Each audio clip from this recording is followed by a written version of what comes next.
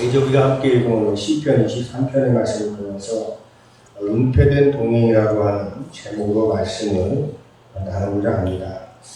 창조절을 시작하면서 어떤 말씀이 좋을까 하는 생각을 하다가 시편 23편의 말씀처럼 이렇게 목가적인 분위기를 가지고 있는 시편의 시가 되어졌죠. 그래서 저는 시편 23편을 묵상을 하면서 9월을 맞이하기 시작했습니다. 시편 23편의 고백이 무엇입니까? 내가 사망의 음침한 골짜기를 닿을지라도 해를 두려워하지 않을 것은 주님이 나와 함께 하신다. 굉장히 익숙한 말씀이잖아요. 그런데 시편 23편의 고백은 다윗이 평안할 때 썼던 그러한 시가 아닙니다. 다윗이 광야에서 쫓길 때, 그래서 어떻게 보면 삶의 가장 어두운 자리, 그리고 또 쫓겨나면 하나님을 찾지만은 마치 하나님이 부재하시는 것 같은, 하나님이 계시지 않는 것 같은 그러한 자리에서 이렇게 아름다운 시편 23편의 말씀이 지어졌다라고 하는 것입니다. 그래서 이 시편 23편은 다윗의 신앙의 절규이자 확신이기도 합니다. 그래서 시편 23편의 말씀은 묵상하면 묵상할수록 우리에게 깊은 위로를 주는 말씀입니다. 그리고 이 말씀을 묵상하면서 저는 그런 생각도 했습니다. 나는 이 말씀 때문에라도 절대로 하나님을 떠날 수가 없다. 이런 고백을 할 수밖에 없었습니다. 왜 그런 고백을 했을까요? 하나님께서 우리와 늘 동행하시는데 우리가 어떻게 하나님을 떠날 수 있겠어요? 그러니까 내가 하나님을 떠났다라고 생각하지만 그때에도 하나님께서는 우리와 동행하고 계시니 우리는 절대로 하나님을 떠날 수가 없습니다. 근데 문제가 있죠. 어떤 문제가 있습니까? 우리가 삶의 현실에서는 동행하시는 하나님이 보이지 않는 것 같은 그런 것, 그렇게 느껴질 때가 사실 많이 있다라고 하는 것이죠. 목사님 저도 하나님께 늘 동행하신다고 하는 것을 믿고 동행하시는 하나님께서 나는 그 하나님 떠나지 않을 것이고 하나님께 나를 떠나신 적이 없다라고 고백을 하면서도 어떨 때는 목사님 저도 하나님이 계시면 어떻게 이럴 수 있습니까? 이런 질문을 할 때가 있거든요. 우리들이 저만 그렇겠습니까? 우리 삶의 현실에서 동행하신 하나님이 보이지 않는 것처럼, 그래서 계시지 않는 것처럼 이렇게 느껴질 때가 누구에게나 있다라고 하는 것입니다. 하나님이 침묵하시는 것 같고, 우리가 열심히 기도하는데 기도를 전혀 들어주시지 않는 것 같아요. 내가 기도하는 것과는 전혀 다른 방향으로 그 기도가 이루어질 때도 있잖아요. 그런 경험들을 우리는 종종 한다고 하는 것입니다.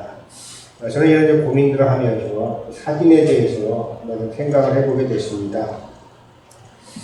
제가 이제 사진 좋아하시는 거는 여러분들이 잘 아시죠? 이제 얼마 전에 한 2주 정도 된 것 같습니다. 오랜만에 제가 동대문 DDP를 산책하면서 흑백 사진을 몇 장을 찍었어요. 그 제일 첫 번째 이제 찍은 흑백 사진 한 장이 바로 이 어두운 지하 계단을 올라가는 한 사람의 뒷모습입니다. 걸어가다가 이제 DDP 가려면 지하차도를 이렇게 통과하게 되어 있는데 지하차도를 이렇게 올라가는 그런 한 사람의 뒷모습을 제가 담았습니다. 얼굴은 보이지 않죠? 그래서 사진을 가만히 이렇게 보면 계단 위로는 이런 먹구름이 이렇게 좀 껴있죠. 먹구름이 있기는 하늘로 뒤로져 있고 그 뒤로는 이제 동대문 DDP 지붕이 이제 보입니다. 저 지붕을 볼 때마다 저는 제주도 우음하고 굉장히 많이 닮았다 이런 생각을 하는데 굉장히 차이가 크죠. 제주도 우음은 자연이 만든 그런 곡선이고 그리고 또 동대문 DDP는 굉장히 차갑고 인위적인 스테인리스로 만들어진 그런 건물입니다. 그래서 울음을 연상시키긴 하지만 좀 다른 느낌을 주고 있죠. 저 사진 속 인물이 계단을 오릅니다. 저는 사진만 보고 제 느낌은 그랬습니다. 마치 삶의 무게를 다 짊어진 채로 빛을 향해서 나아가는 순례자의 모습이 저 모습이 아닐까 이런 생각들을 해봤습니다. 그래서 제가 이 사진을 저희가 다른 분들하고 나누면서 이 사진에 간단하게 이런 글을 붙였습니다. 어두운 지하에서 한 사람이 계단을 오른다. 빛과 그림자가 교차하는 입구 너머 거대한 건물이 하늘을 가르고 서 있다. 그의 걸음은 무겁뿐이다. 그러나 멈추지 않고 도시를 향해 나아간다. 여러 느낌을 받을 수가 있겠지만 저는 그렇게 그 사진을 정리를 했습니다. 2022년도에 그 노벨 문학상을 수상한 프랑스의 여자 작가가 있습니다. 아니 에르노라고 하는 분인데 그분이 쓴 책 중에 그 사진의 용도라고 하는 책이 있거든요. 근데 그 책에서 사진에 대해서 이렇게 이야기합니다. 사진의 필사적인 의미. 우리는 피노를 통해 시간의 무의 불변의 빛을 엿본다. 굉장히 좀 어려운 그런 이야기죠. 어려운 이야기인데 카메라를 여러분들이 이렇게 상상을 하시면 카메라로 이렇게 우리가 빛을 들여보내는 피놀이라고 우리가 이야기하는데 아주 작은 구멍이거든요. 근데 그 아주 작은 구멍인데 그쪽으로 빛이 들어오면서 사진을 만들고 그리고 그 사진은 만들어지는 그 순간 그 현실은 사라지잖아요. 그죠? 사진을 딱 찍으면 그 순간 이미 사라지는 것이죠. 그래서 이 의미가 담고 있는 건 그렇습니다. 사진은 이미 찍히는 그 순간, 찰칵하는 순간 이미 사라져 버린다고 하는 것이 순간이 사라져 버리는데 그래서 우리가 사진으로 보는 장면은 언제나 다 어떤가 존재하지 않는 장면입니다. 그래서 아이 돈 사진을 딱 찍는 그 순간 이미 그 아이의 그 순간은 이미 존재하지 않는 순간이에요. 그렇지만은 우리가 사진이 간직하고 있는 건 분명히 있었던 장면을 사진이 우리 앞에 놓아준다고 하는 것이죠. 사진은 존재하지 않았던 것은 사진이 절대로 담을 수가 없어요. 그런데 존재하지 않는 것을 담을 수 없는 사진, 그렇지만 또 동시에 사진에 남아있는 것은 존재하지 않는 것이죠. 그래서 사진은 구제의 시간을 보여주고 있죠. 그러나 동시에 사진을 보는 순간 누구나 다 어떤 생각을 하냐면 사라진 것을 다시 기억하게 하는 것이죠. 사라진 것이 다시 기억이 되니까 어떻게 되겠습니까? 이미 사라졌지만 다시 또 존재하는 거예요. 내가 이제 그 역사에 관한 것도 자료를 쭉 준비하다가 옛날 앨범도 보고 사진들도 보고 그 다음에 또 북상에 올라가 보니까 그 장희진 목사님 사진도 있고 김중국 목사님 사진도 있고 김병희 목사님 사진도 있습니다. 한인희 목사님 사진도 있어요. 그 사진들을 보면서 어떻습니까? 지금 그분들이 우리 한남교회 담임 목사님은 아니시지만은 그 사진을 보는 순간 저는 그분들이 한남교회 목회했던 그 시간들 다 제가 알지 못하지만 그 시간들을 갖다가 떠올리게 되는 거예요. 다시금. 사진의 역할은 이제 그런 것입니다. 그래서 사진은 어떻게 보면 사라진 것을 다시 기억하게 하는 그런 힘을 가지고 있다. 이런 것이 그 사진의 어떤 필사적인 의미가 되겠습니다. 여러분 혹시 이 노래를 아시는지 모르겠습니다. 80년대에 저희가 민중의 아버지라고 하는 노래가 있는데 우리가 사실 그렇죠. 하나님도 어떻게 보면 사진의 어떤 그 철학적인 이러한 것과 비슷한 그런 부분들이 있습니다. 마치 하나님이 보이지 않고 침묵하시는 것처럼 느껴질 때가 있다고 하는 것이죠. 어떨 때 그렇습니까? 기도를 해도 대답이 없고 또 기도를 하고 있어도 고통은 계속되고 그리고 또 우리가 정의를 위해서 매일 기도하지만 정의가 무너지고 사람이 멀어질 때가 있어요. 그럼 그때 우리는 어떻게 이야기합니까? 하나님이 나를 잊으신 것 같다. 계시지 않는 것 같다. 이렇게 우리가 이야기할 때가 있지 않겠습니까? 1980년대 도시빈민 선교에 헌신하다가 1997년 36 젊은 나이에 위암으로 세상을 떠난 가난한 자의 친구로 알려진 김흥경 전도사가 있습니다. 그분이 이런 노래를 만들었어요. 가만히 가사를 음미해 보시기 바랍니다. 우리들에게 응답하소서 혀짜리 하나님, 우리 기도 들으소서 기먹은 하나님, 얼굴을 돌리시는 화상당한 하나님, 그래도 당신 하나뿐인 군중의 아버지, 하나님 당신은 죽어버렸나 어두운 골목에서 울고 계실까 쓰레기 더미에 묻혀버렸나 가엾은 하나님. 여러분들 어떻습니까? 언뜻 보면은 굉장히 불경스러워 보이죠. 감히 어떻게 하나님한테 혀를 잘렸냐고 물어보고 기먹었냐고 하고 화상을 입었냐고 하고 그리고 또 쓰레기 더미에 묻혀버렸냐고 이야기를 하냐. 굉장히 불경스러운 이러한 그 내용처럼 보일 수도 있습니다. 그런데 여러분 한번 생각해 보십시오. 그 당시 도시 빈민들의 80년대 도시 빈민들의 그 어려운 상황들을 떠올려 보면, 그리고 그곳에서 교회를 개척해서 그 사람과 도시 빈민들과 동고동락하면서 그곳에서 그들을 위한 기도를 하고 그들을 위해서 어떻게 조금이라도 도움을 줄까라고 하는 이러한 그 노력을 수도 없이 거기서 하고 반복하지만은 달라지는 것이 하나도 없는 거죠. 근데 그런 현실 속에서 자기는 또 병을 얻어가지고 결국 이제 젊은 나이에 죽을 수밖에 없는 그러한 그 상황이 그 김은겸 전도사를 감싸고 있을 때 그분이 드렸던 이러한 그 기도, 그분이 만들었던 이러한 노래가 하나님을 모독하는 노래겠습니까? 어떻게 보면 하나님의 구제하심을 노래로 만든 것이죠. 그런데 중요한 내용이 있습니다. 굉장히 절박한 심정을 담은 기도였지만 고백은 뭡니까? 그래도 당신 하나뿐인 민중의 아버지다. 굉장히 귀한 고백이죠. 80년대 우리가 민중이라고 하는 단어도 우리가 마음대로 쓰지 못하는 시절 아니었습니까?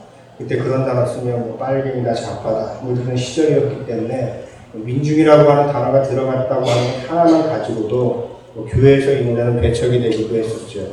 근데 이제 그 단어뿐만 아니라 앞에서 이야기했던 불편하게 들릴 수 있는 혀잘린 하나님, 기멍을 하나님, 화상당한 하나님, 쓰레기 더미에 묻혀버린 하나님, 굉장히 불경스러워 보였겠죠.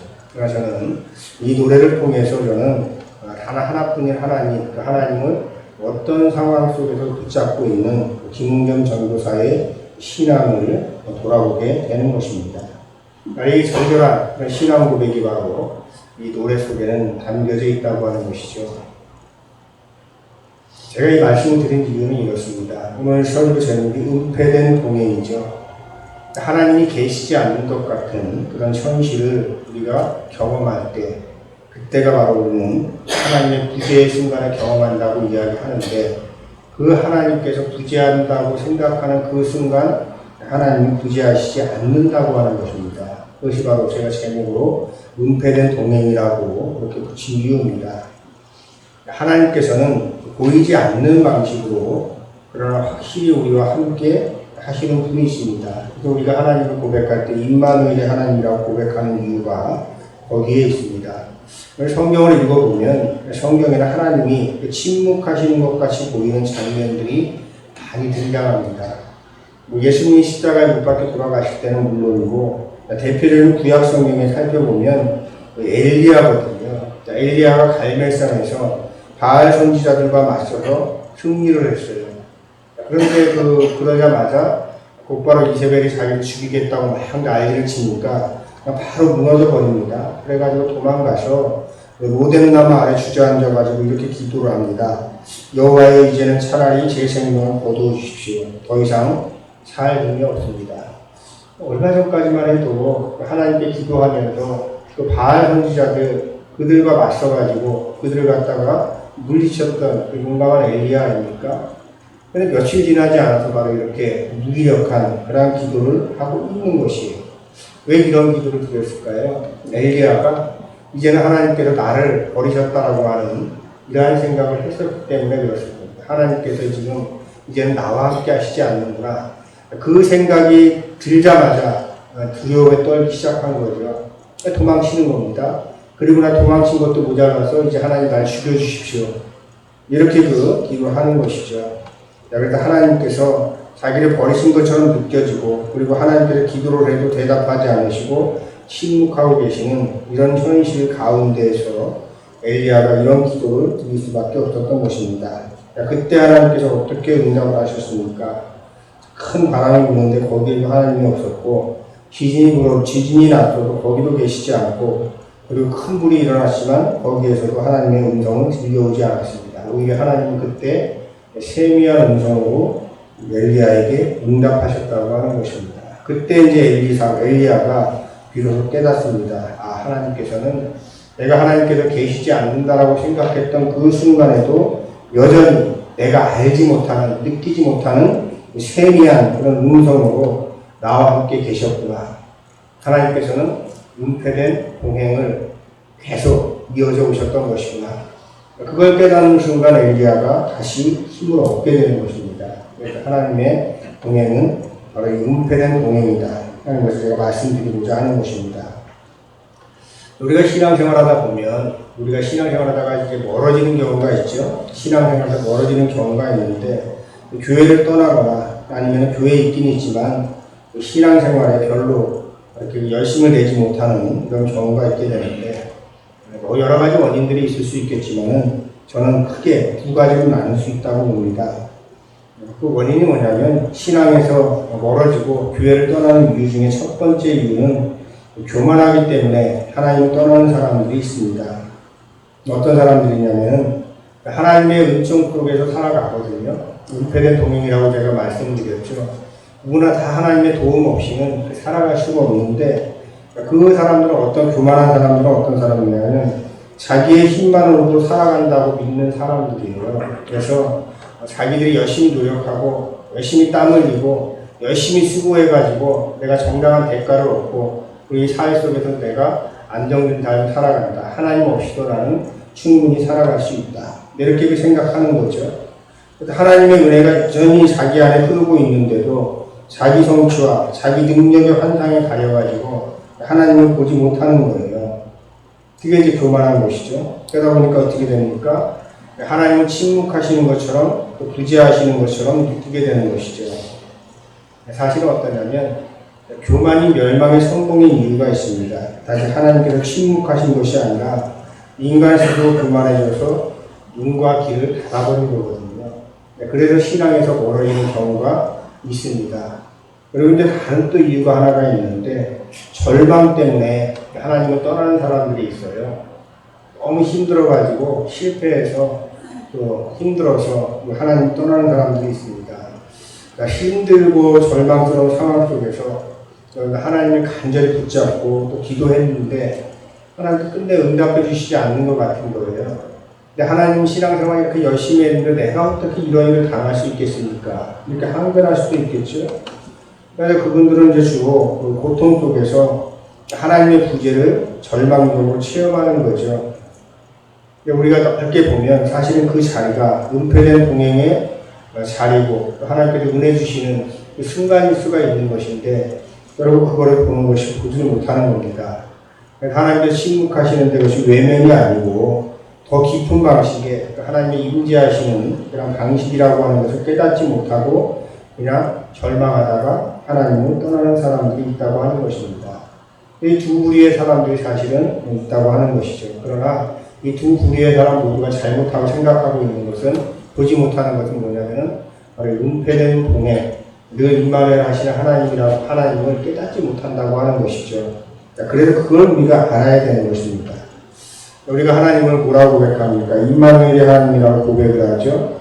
시편 기자는 그 절망의 순간마다 항상 그 고백하는 그 기도의 패턴들이 있습니다. 시편 42편 5절 말씀에 보면 뭐라고 이야기하냐면 내 영혼아 내가 어찌하여 낙심하며 어찌하여 내 속에 불안해하는가. 쫓길 때 이제 생명의 위협을 받을 때 이런 그 기도를 드립니다. 그러면서 이렇게 고백을 해요. 나는 오히려 이런 순간일수록 하나님을 바라볼 것이다. 늘 이게 이제 다윗의 고백이거든요. 시편 23편의 고백도 제가 아까 말씀을 드렸죠. 평안할 때 쓴 시가 아니고 광야에서 쫓길 때 생명의 위협을 받을 때 썼던 시인데 그렇게 아름다운 시가 나오는 거예요. 이것이 바로 뭡니까? 그런 어려운 순간들이 있을 때에 나는 오히려 하나님을 바라볼 것이다. 바로 하나님이 부재하시는 것 같아도 그것이 부재하시는 것이 아니고 하나님께서 동행하고 계신다고 하는 그 믿음을 가지고 있었기 때문에 다윗이 이런 고백을 할 수가 있는 것입니다. 우리들이 다 그렇습니다. 우리도 인생의 계단을 오르다 보면은 숨이 가빠질 때가 있죠. 그리고 또 긴 그런 터널과 같은 이러한 우리가 길을 걸어갈 때에는 빛이 멀리가 느껴질 때도 있고 그럴 때 누구나 다 하나님이 침묵하시는 것처럼 느껴질 것입니다. 여러분들 그때마다 여러분들 꼭 기억하시기 바랍니다. 하나님은 결코 우리를 떠난 적이 없으시다. 꼭 기억하시기 바랍니다. 사진이라고 하는 것이 그 사라진 순간을 증언하듯이 사실 하나님의 침묵은 그분이 여전히 우리 곁에 계신다고 하는 것을 증언하는 것이라고 저는 이렇게 고백을 합니다. 사진이 존재하지 않는 것을 다시금 우리에게 현존하는 것을 불러보는 것처럼 하나님의 침묵과 하나님의 구제는 오히려 하나님께서 우리와 함께 하신다고 하는 것을 드러내는 그런 방식이라고 하는 것을 꼭 기억하시길 바랍니다. 그래서 우리는 임마누엘의 하나님 찬양하고 고백할 수밖에 없는 겁니다. 오늘 우리가 읽은 시편 23편에서는 우리에게 약속을 합니다. 어떤 약속을 하냐면 내 잔이 넘치나이다. 내가 여호와 집에 영원히 거하겠습니다. 이렇게 고백을 하거든요. 결국 이건 뭡니까? 침묵 같았던 시간도 부재처럼 보였던 순간도 결국은 하나님의 은총이 우리를 이끌어 주시는 순간이었다. 이런 고백입니다. 여러분들도 오늘 함께 예배드린 모든 분들이 지금 그분이 보이지 않아도 또 하나님의 대답이 들리지 않아도 여러분들이 하나님께서는 나와 동행하고 계신다. 이걸 여러분이 꼭 믿으시기를 바랍니다. 은폐된 동행을 여러분들이 믿으시면 여러분이 늘 우리 곁에 계시는 하나님을 알게 되는 것이죠. 그리고 우리 하나님께서는 우리가 걸어가는 길 늘 우리가 동행하시고 함께 해주신다고 하는 사실을 꼭 잊지 마시기 바랍니다. 우리 나에 가는 길이라고 하는 그 찬양이 있거든요. 우리 그 찬양을 한번 나에 가는 길이라고 하는 찬양을 우리 함께 불러보고 부르면서 말씀을 마치도록 하겠습니다.